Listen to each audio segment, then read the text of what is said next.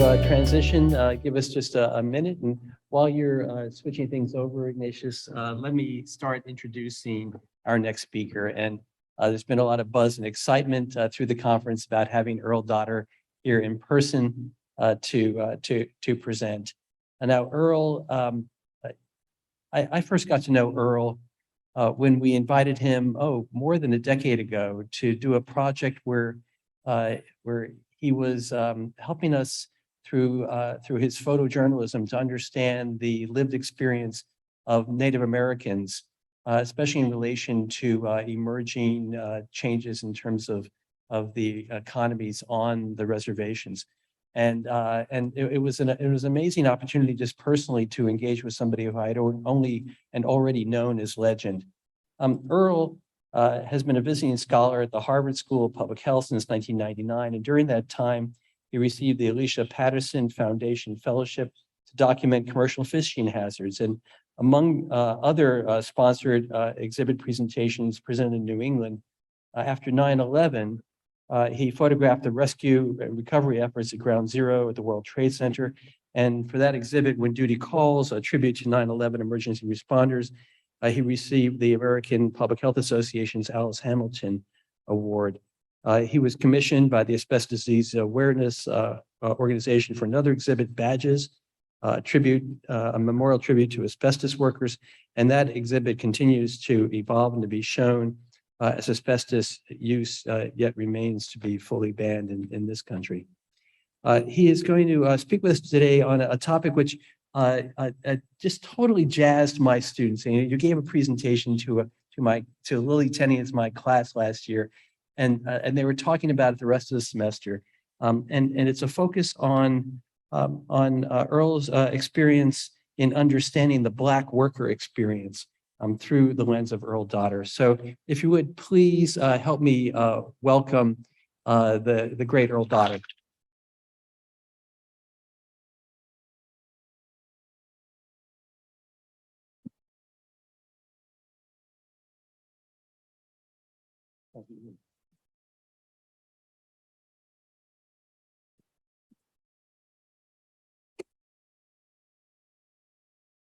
Just have to change my glasses, folks.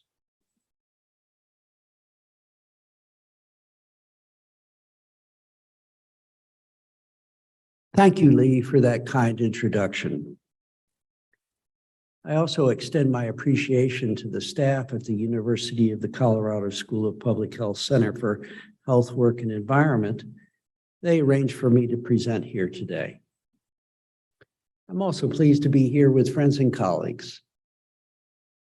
I want to give a shout out to the ERC at Harvard School of Public Health, where I've been a visiting scholar since 1998, supporting much of the work you are about to see now. But I will be also showing images. Get control here. Go the right way.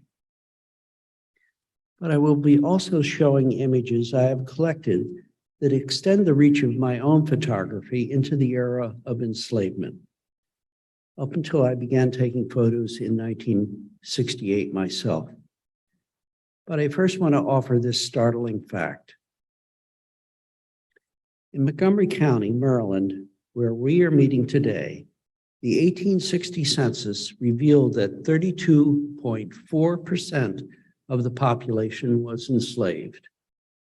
While Maryland did not secede from the Union during the Civil War, Maryland residents that were not enslaved did actively support the Southern cause. So it is not a surprise that 3 Black laborers, George Peck on January 10th, 1880, John Diggs Dorsey on July 27th, 1880, and Sidney Randolph on July 4th, 1896, were lynched here in this county. Starting when I first picked up my camera, in 1968, I was studying advertising design at the School of Visual Arts in New York City when the garbage strike in the city caught my attention. Martin Luther King also was engaged in supporting striking trash haulers in Memphis, Tennessee at the same time. The strikers carried signs like the one on the left. The photo of Martin Luther King was taken by a friend of mine, Bob Fitch. This image became the basis for Washington, D.C.'s Martin Luther King Memorial. King's influence in the civil rights movement was felt in this image I took in New York City's Washington Square Park. On April 4th, while in advertising class, my School of Visual Art instructor announced that King had been assassinated. I photographed this window washer honoring Dr. King in the days following the civil rights leader's death. These are other photos I took a few days later in Lower Manhattan. Then Robert Kennedy was killed on June 5th after a campaign speech at the Ambassador Hotel in Los Angeles. On top of all this, on November 20th, 1968, the Farmington, West Virginia coal mine blew up, killing 78 miners. For me, becoming a VISTA volunteer in Appalachia, a volunteer in service to America in our nation's coal fields, became my only option after art school. During my Atlanta-based in-service VISTA training, it was arranged for me to live with this family for 2 weeks. In this family's humble home, I learned valuable lessons that have stayed with me to this day.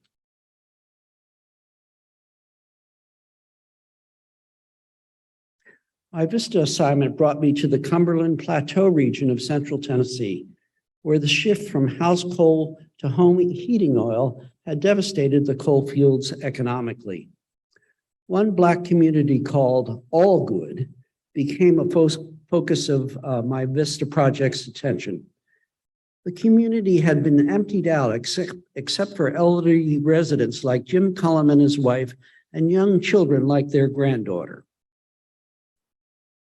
But coal miners were still incensed by the ongoing toll of lives lost after the Farmington mine disaster. One coal miner continued to be killed every other working day, making coal mining our nation's most dangerous occupation then. This travail was not new to Appalachia. In 1907, 361 mostly new immigrants died in the Monongah mine disaster in West Virginia. At the time, listed in this grim tally of deaths were 11 colored Americans.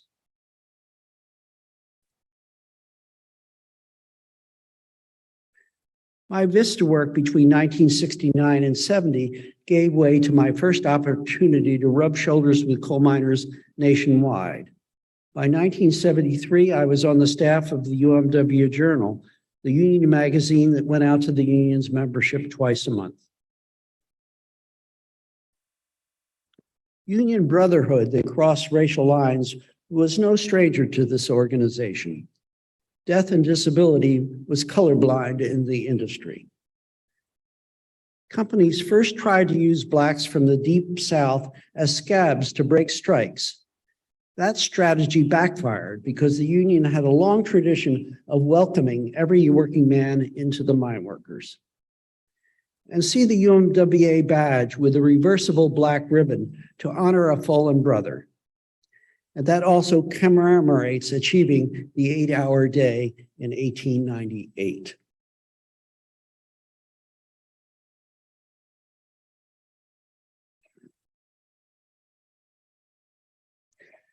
UMWA miners leave the man trip at the end of a 1972 shift in Madisonville, Kentucky. In the aftermath of the Farmington disaster, by 1974, Union Health and Safety Committeemen like William Bennett on the left with his union brother Steve Shapiro enforced the new bituminous coal contractual right to refuse unsafe work at their mine in Bluefield, West Virginia. It was also a right won throughout the nation's coal fields at that time. Of course, the scourge of black lung disease miners faced did not discriminate. Black lung doctor Donald Rasmussen treated all coal miners who contracted pneumoconiosis in Beckley, West Virginia. Rasmussen worked his entire life ensuring miners had the best treatment and compensation for this workplace-induced disease. Safety or else was the motto of the union's 1974 Pittsburgh Convention. Delegate Francis Martin, a union executive board member from Gary, West Virginia, speaks his piece at mic number 8. By 1976, women had fought for and won the right to high-paying coal mining jobs in the courts for the first time. It was a moment I was proud to document with my camera.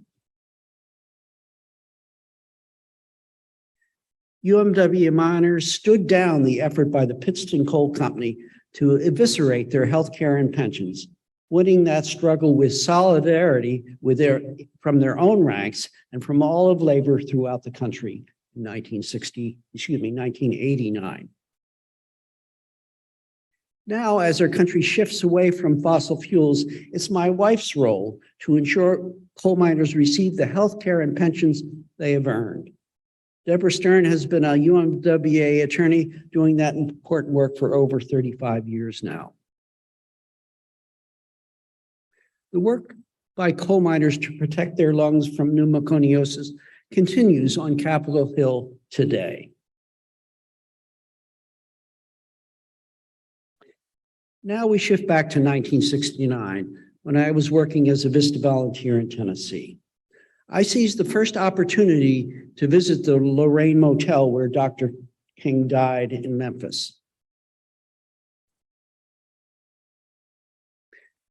As I learned about the sad history of racism where I live here in Maryland, just around the corner from the Lorraine Motel, this is what I encountered.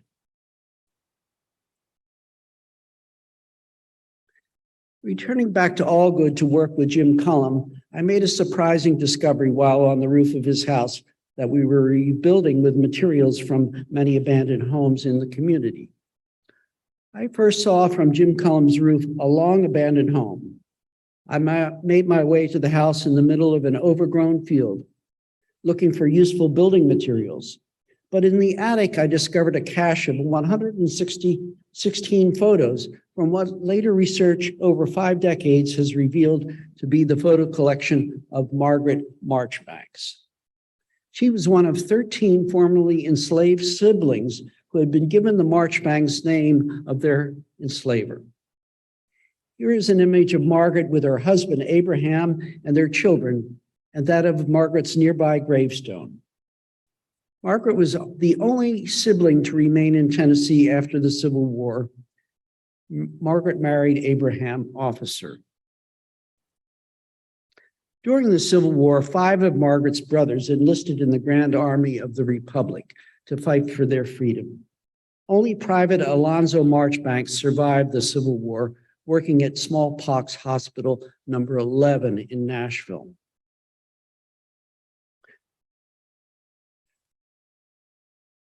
Excuse me.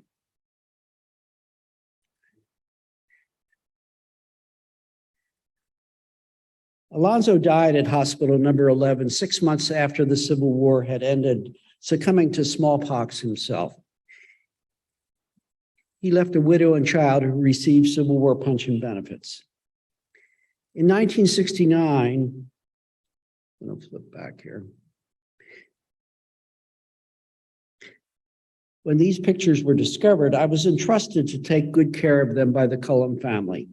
In 2021, the images were all given to living Marchbanks descendants who continue with this photo research discovery and share my digital versions of these photographs with Marchbanks officer family members throughout the country. Lucretia Marchbanks, the eldest of the Marchbanks sisters, was given as a wedding present to her enslaver's daughter. That family traveled with Lucretia to Shasta County, California, to enrich themselves in the California gold rush before the Civil War. Living in a gold mining camp, Lucretia cared for her enslaver's children, William and Martha. They all did return to Tennessee before the Civil War began. And once freed, Lucretia traveled on her own to Deadwood, South Dakota, first becoming a well-loved cook, then boarding house owner, and finally, when she died in 1912, a ranch owner in Beulah, Wyoming. This collection image of loss from the 1880s taken in Nashville is yet to be researched.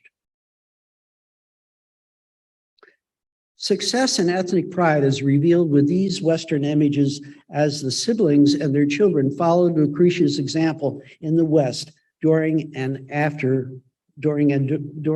before and during the Great Migration. Family members opened shops like this ice cream parlor in Deadwood, South Dakota. And for another example, a business in Galena, Kansas, owned by Margaret's daughter, Winnie Officer, with her husband, Andrew Roberts. They proudly posed with their children in front of their grocery store. Margaret Marchbank's Officer, remaining in Tennessee, obviously required all her relatives she would likely never see again to mail photos back home to her in Tennessee. Following Alonzo Marchbank's Civil War military and medical service tradition, you see James M. Marchbanks wearing a Hospital Corps armband with his spouse. James became a Buffalo soldier serving at Fort Robinson in Chadron, Nebraska. And here is Wyoming cowboy Ted Officer, the grandson of Margaret and Abraham Officer. These photos were made on Azo real photo postcard stock, dating them from the 1900s. Now see Marchbank and officers who served in France during World War I. By this time, Margaret had died on 9/11 in 1912. So her Tennessee children likely took over the family photo collecting of descendants mostly residing in the West, but also still in Tennessee. Again, the family tradition of medical service is represented by this unidentified family nurse with another photo postcard made in Châteauroux, France on Decoration Day in 1919.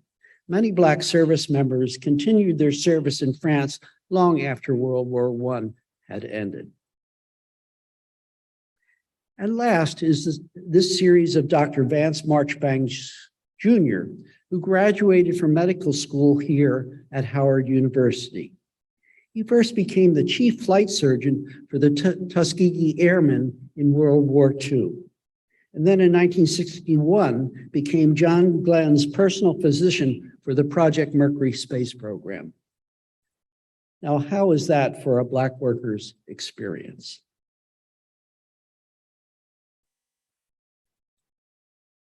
But not all was good for the formerly enslaved, as witnessed by this stereo photo of what is labeled a primitive style of plowing rice, taken in Georgia during the Reconstruction era. Or of these unidentified men, on the left is likely an enslaved plantation worker from Maryland's Eastern Shore. The two other men are New York City chimney sweeps in a photo from the Library of Congress's collection taken in the 1860s.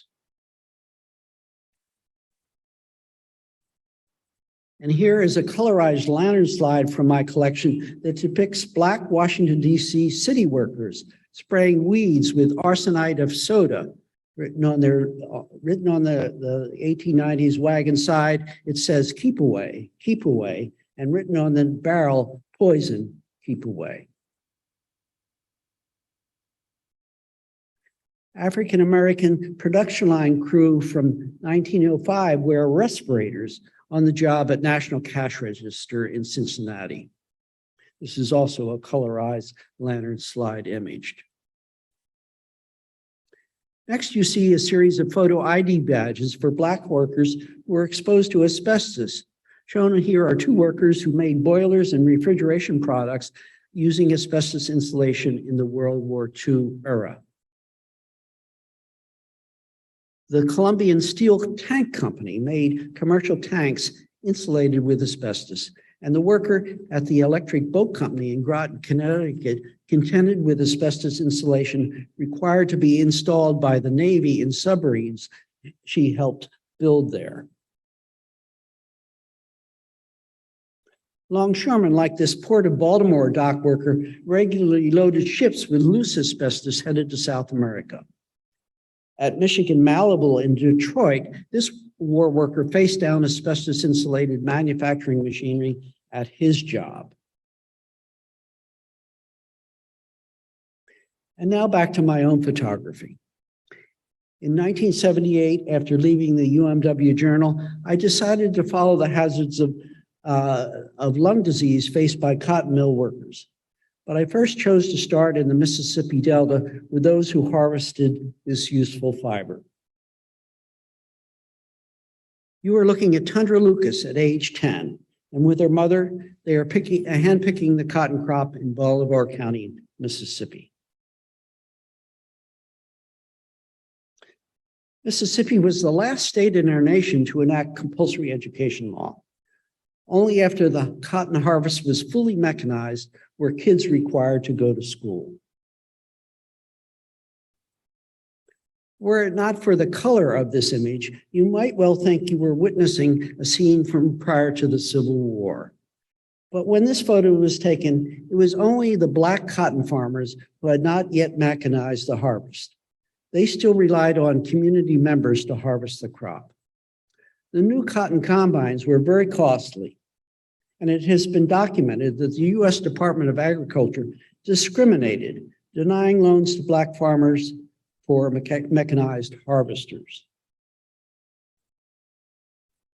On another farm, these kids still had jobs. They transferred the cotton from new mechanical harvesters to wagons headed to the local cotton gin.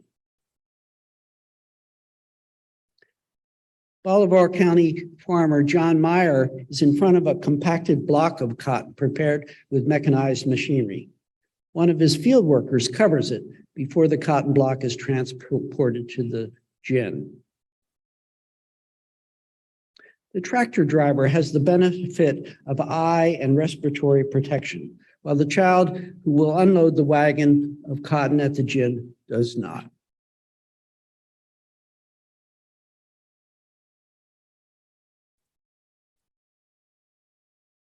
The cotton gin worker on the left has provided his own hearing protection by stuffing cotton into his ears.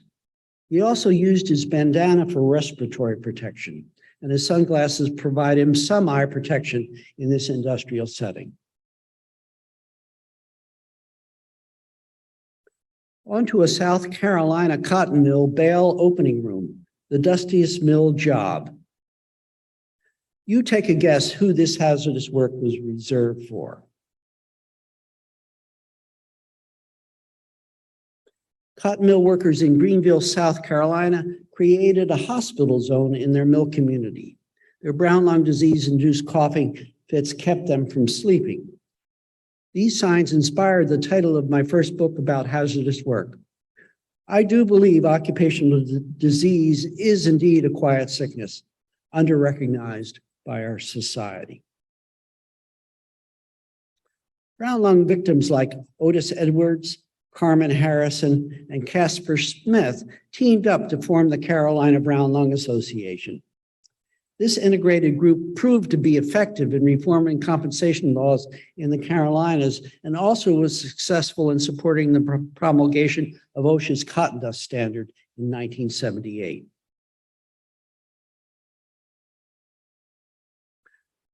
I am meeting Hattie Baker, a resident of Lincolntown in Roanoke Rapids, North Carolina.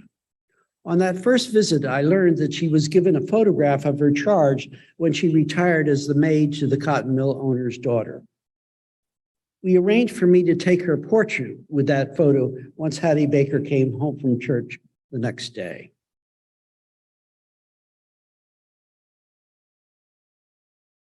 In this different series, see a trash hauler in low early morning light without any reflective clothing. Sanitation workers often were struck by impatient motorists then. For the window washer working on the Empire State Building, he is using a hook and loop support system requiring him to secure one side of his strap to the window frame before securing the other side of the strap to the frame when he was outside. Much improvement in both of these jobs has occurred since I first photographed them over 30 years ago. Angela Tarver's hand and wrist had just been operated on when this photo was taken in 2002. Her carpal tunnel surgery was required after just 1 year processing chickens on the poultry production line near her home in Montezuma, Georgia. In the 1990s, AIDS, HIV, and hepatitis C had become rampant. At a hospital laundry in the Bronx, workers sort bed linens with using wire mesh gloves to protect them from needle sticks. Across town at the Brooklyn Central Laundry that serviced 5 hospitals, laundry workers showed the sharps that had fallen from soiled bed linens in their laundry during the 1997 year. Fortunately, this electric wheel welder is wearing hearing and eye protection as a shower of welding sparks flies in front and on him in Detroit.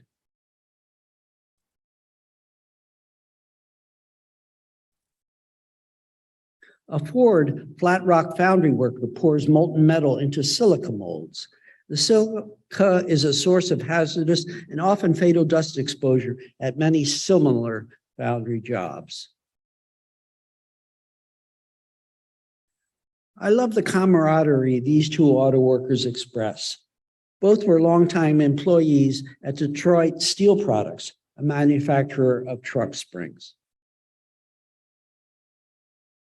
More recently, meet Barket Farah, an immigrant from Somalia, now employed at Backyard Farms, a hydroponic tomato grower based in Madison, Maine. Catholic Charities helped this man's journey that took him 6 years before his approval to come to the U.S. in 2016. In 2007, with the assistance from the Harvard School of Public Health's Education Resource Center Visiting Scholars Program and the Maine Migrant Health Program, I began photographing all the hand harvests in Maine. See Winston Grant, 51 from Jamaica. He is high atop an 18-foot orchard ladder with his ergonomically designed apple bag supported from his shoulders and waist. Jamaican apple harvester Owen Ruse is a senior man at North Star Orchards in Madison, Maine. Notice his apple bag as he unloads it from the bottom.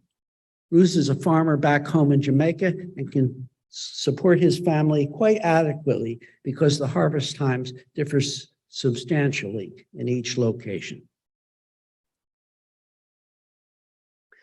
Teamwork and cranberry harvesting go hand in hand at a bog located in Turner, Maine. Henry Rodney, age 62, rakes berries at the bog's edges. And with Armanda Clark, age 60, they bring a box of cranberries up out of the drain bog. A chicken processing worker moves chickens onto the line in Montgomery, Alabama. Poultry workers are among the worst paid of food processing jobs. African American and Hispanic guest workers populate the poultry processing floor in Montgomery, Alabama. Noise levels and the fast-moving production line result in increased repetitive motion injury rates and high job turnover rates. Moving to construction jobs, crews in Albany, New York work in a coordinated manner to keep themselves safe from the heavy equipment in use as traffic is safely directed alongside the road repair site. Laborers warm up together on a cold morning before going to work building a gas-fired power plant in Brandywine, Maryland. This is a fine example of total worker health in practice.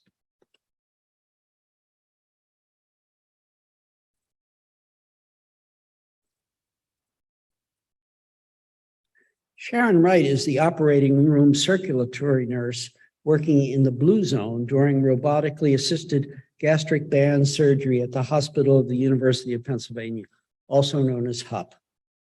This series of images was part of a Nurses Week tribute exhibit presented at the hospital in 2007, along with a published calendar the next year.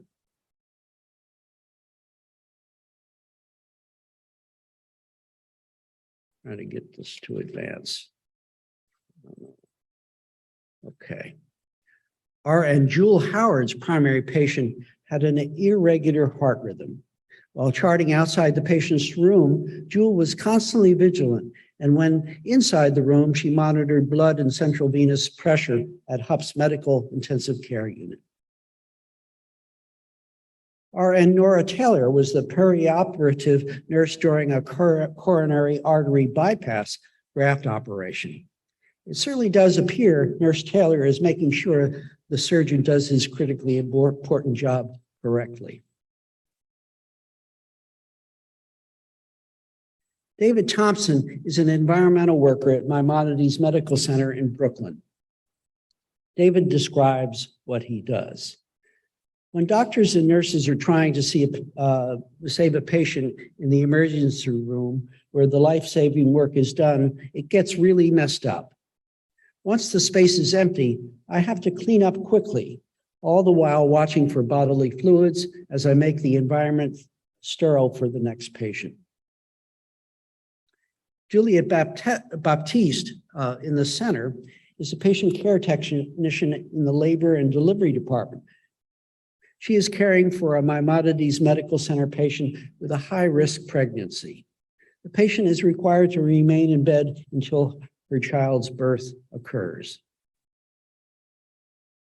Nurse practitioner Vivian Barber relies on the Maimonides night shift lab team for accurate patient test results at 3:30 a.m.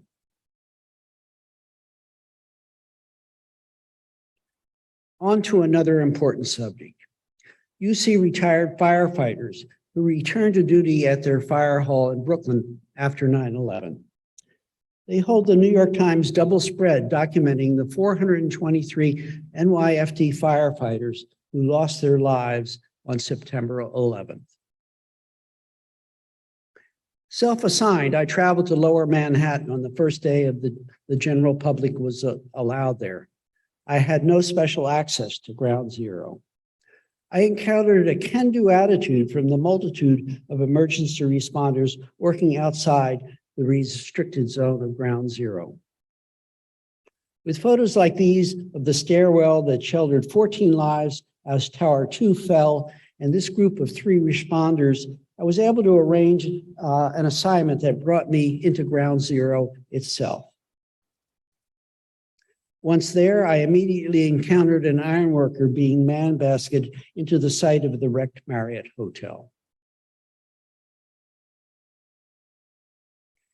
Firefighters looked for human remains as grappling machines opened up the pile.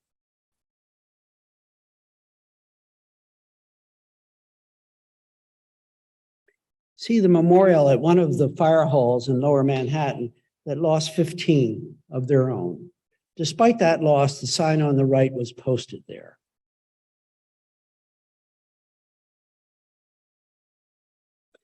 That can-do attitude in the midst of the tragedy of 9/11 is exemplified by the emergency responder in the truck in late September of 2001. But 10 years later, the long-term health effects of exposure to the smoke and dust at the site began to impact responders like James Irish. Irish is examined by nurse Donna Colon at the Mount Sinai 9/11 Medical Monitoring Program. In 2012, Mount Sinai Emergency Medical Program physician Aboa Afalaka examines Marine veteran and emergency responder Jimmy Haley for the after effects of being buried by the Twin Tower debris after the Twin Towers collapsed.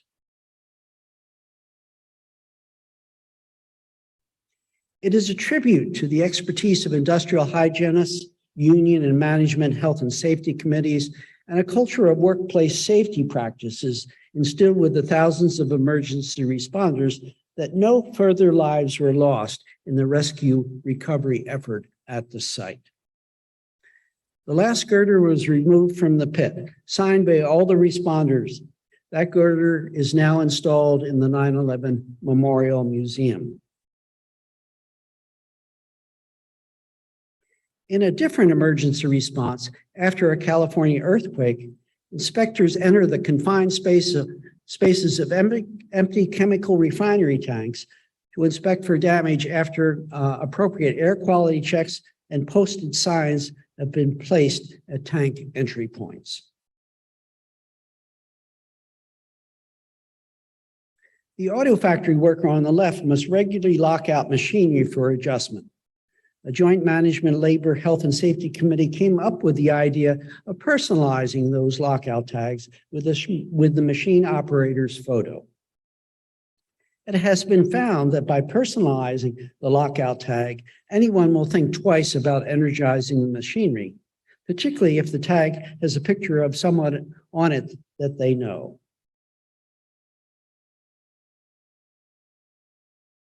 At the Marcus Hook Refinery in Delaware, members of the United Steelworkers worked together to secure the safe mooring of an emptied oil tanker.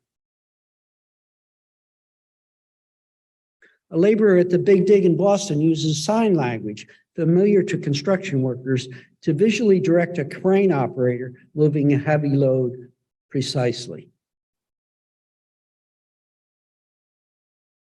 A steel worker uses her face shield and gloves to protect her from the heat emanating from a freshly formed hot girder at a foundry outside Pittsburgh.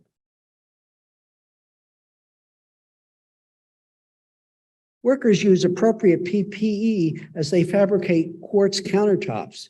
The quartz dust contains a high content of hazardous silica that should be completely suppressed by water sprays.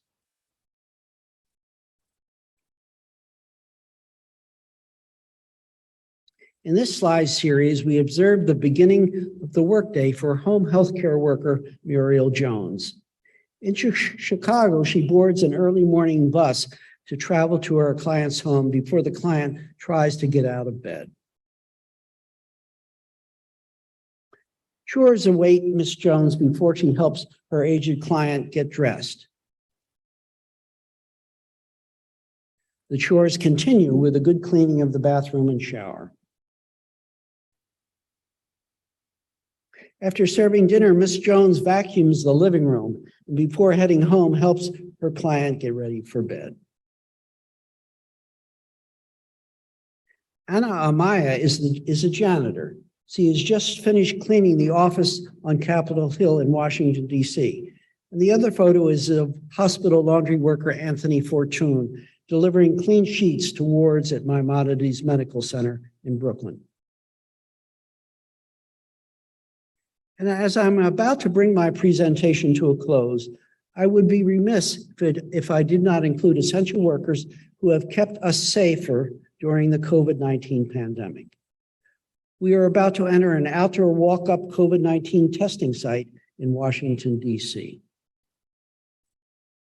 The nurse in charge said I was free to photograph, but that I should not overtly show the identities of those seeking tests.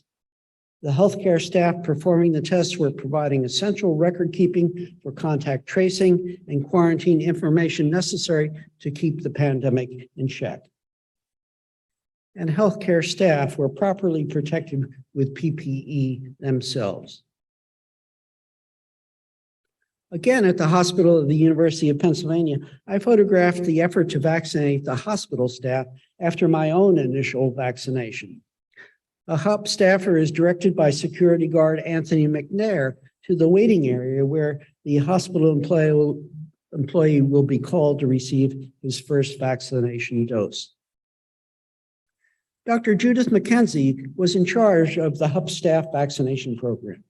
She is next to a photo of a Red Cross nurse who provided relief to those suffering in the 1918 pandemic. Dr. McKenzie and her staff provided COVID vaccinations to all HUP employees. Back home on my street, all I had to do was look out my door to see my trash haulers properly masked up.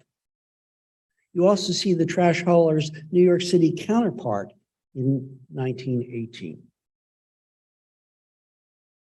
My postman, Jose, for the last 15 years is masked and gloved up. His 1918 counterpart did not have the benefit of glove protection. Compare the 1918 pandemic poster with signs posted now at my local Silver Spring car wash.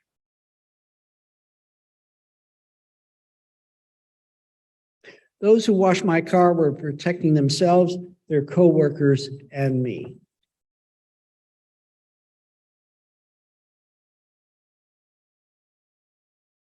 An Amazon delivery man has shopped at Whole Foods for us and also delivered groceries directly to our doorsteps. And now I will actually close my presentation with some cautionary photos that diminish the Black worker experience.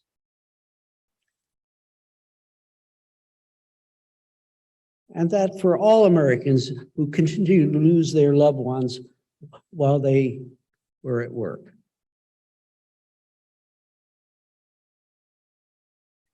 And of course, the way our jobs are organized directly impacts the quality of our lives at home. As well as those trying to climb the rungs of our economic ladder while doing socially useful work.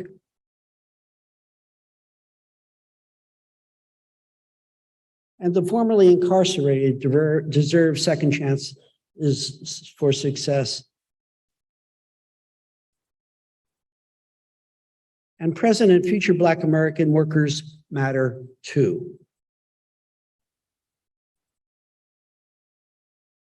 I appreciate your time and attention. Thank you very much.